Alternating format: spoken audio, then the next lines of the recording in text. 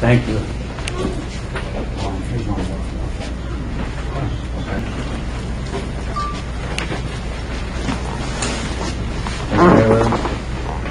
Manager Sappi and Commissioners.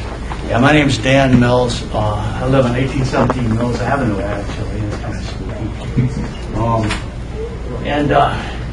What brings me here actually is just to mention, for your information, something that's going on in the city of Muskegon. Now, it may seem like if it's going on in the city of Muskegon, it shouldn't affect us, but it does.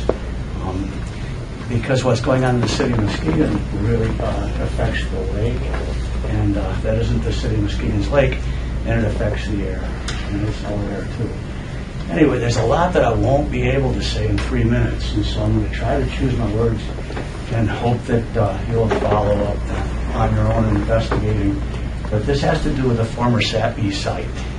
Now, I've grown up here, and I remember this thing as I was a kid, miles from the site.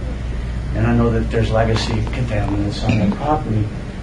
Anyway, the thing has changed hands a number of times. Sappi, South African corporation, real wealthy corporation, did some kind of a private deal with the property.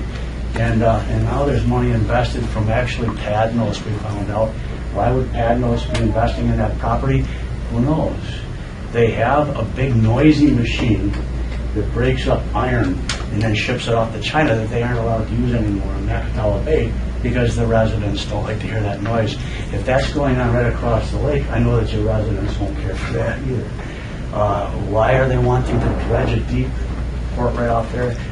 It's really important. It may be because of fracking, that's the hydraulic fracturing, to find oil and release oil, which also releases contaminants into the water. There's a lot going on. It won't be easy to find out what's going on because part of this land deal is silence. And the city is saying they respect this. This is two property owners making a legitimate business deal, and if they say there's silence as to the facility status, that means that we have to respect that. But you know that we can't just go making private deals. We have laws, and we have citizens who are concerned about their health and well-being. And so this information needs to be public. And so we do have petitions. There's a consortium of groups. The Save Our Shoreline group, for instance. There's a lot of other groups too, and a lot of other leaders and former leaders who are petitioning the city to please stop. And let's look at the site, do a real evaluation of the facility status, and then clean that property up. And so thanks for listening to me. I'm bringing it to your attention because it's important to us too. Thank you. Thank you. My name is Roger Nye. I live at 1495 Westwood Circle in Norton Shores. You're probably wondering what I'm doing here from Norton Shores. I'm talking about basically the same issue. This is something, pollutants don't recognize city boundaries. The source of the water that I drink is only a few miles away from the Sappi plant. I know for a fact, according to the deed, that the Sappi plant has dioxins on it. And dioxins are some of the most toxic substances known. And so I think it's not just the city of Muskegon problem, this is a regional problem.